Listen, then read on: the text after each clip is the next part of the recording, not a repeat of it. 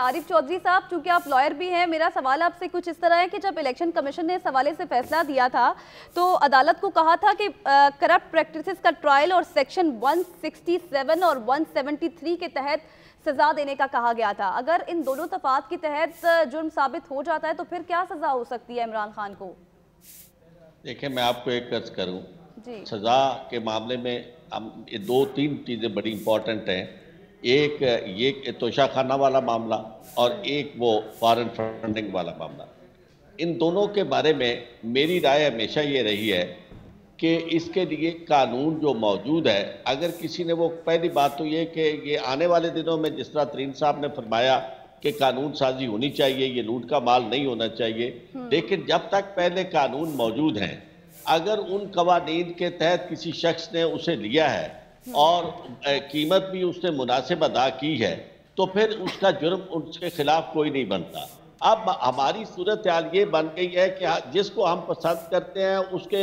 बारे में तो हमें जो भी वो करे हमें उससे तकलीफ नहीं होती, जिससे नफरत करते हैं उसके बारे में हमें आग लग जाती है। जिस तरह ये कहा गया, मैं तरीन साहब को ही कहूँगा कि वो फरमा रहे थे कि देखें जनाब, उस ज़माने में तो जनाब ये हुआ था और वो जो घर बच्चों के सामने बाप को मार दिया उनको, मैं समझता हूँ उस जमाने में भी इंतहाई बर्बरियत का मुजाहरा हुआ था, वहशत और दहशत की बात थी और खौफनाक बात थी। और आज के दौर में जो दहशत हो रही है और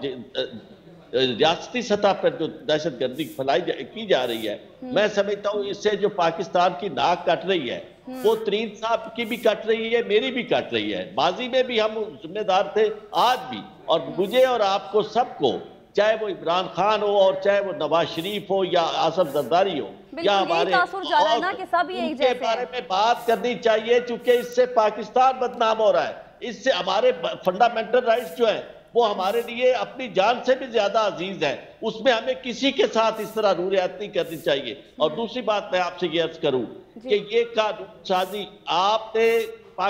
सिलेक्टिव नहीं करनी, आपने जस्टिस सिलेक्टिव नहीं देना, जस्टिस आपने देना इक्वल। और इक्वल ये है कि इसके बराबर आप साथ उनको भी नायब करार दें जिन्होंने ये सारा माल लिया है।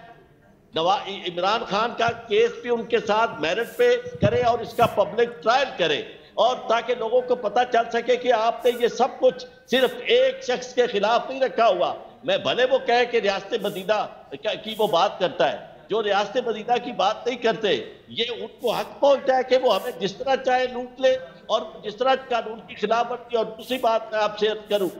ये अदालत के केसेस में एक केस आपने हवाला दिया जो इमरान खान के खिलाफ एक खातून जज को धमकी देने वाला है, वहां इमरान खान उनके आग पहुंच के माफी मांग चुके हैं, बयान हल्फी दे चुके हैं। और इस मुल्क के अंदर सुप्रीम कोर्ट के जज साहबान के खिलाफ मरियम नवाज की अर्जा सराई और धमकियां और उनकी सदाए बादगश्त पूरी जगह जा रही है। और मैं ये समझता हूं अगर कोई शख्स आज इन सब को बराबर का ट्रीट करना चाहता है और पाकिस्तान में ये बताना चाहता है कि जनाब इक्वल ट्रीटमेंट है, सब कानून के बराबर है, तो मरियम नवाज को भी तौहीन अदालत में बुलाया जाना जरूरी है। और इसी तरह सखर के अंदर अगर मरियम नवाज को तलब किया जाता है तो वहां किसी अटॉर्नी जनरल या डिप्टी अटॉर्नी जनरल को उसके भी आप पे पेश नहीं होना चाहिए, शी हैज टू अपीयर। अगर तो पाकिस्तान में ये हम सारे वाकई हमारा कोई ताल्लुक, मैं तो अपने आप को ये नहीं समझता कि मैं किसी सियासी पार्टी के लिए बैठा हूँ या खास नजर के लिए बैठा हूँ। इसी तरह बाकी दोस्तों से भी ये तवक्को रखता हूँ कि हम पाकिस्तान को किस सतह पे ले जा रहे हैं अपने छोटे छोटे मफादात के लिए। हम इन लोगों को माफ कर देते हैं, आप जो जिनसे हमारी अपनी मरियम नवाज साहिबा जिस तरह बातें कर रही हैं, जिस तरह तनकीद कर रही हैं, शेख रशीद के वकील ने भी कहा था, अदालत से इस्तदा की थी कि इसके ऊपर नोटिस लिया जाना चाहिए, तो अदालत ने कहा था चीफ जस्टिस साहब ने कि अदालत इस मामले को बाद में देखेगी। इसीलिए बाद में देखेंगी कि उससे पहले यानी एक लम्हा गुजरे बगैर वो, मैं समझता हूं कि उसमें सबने हमने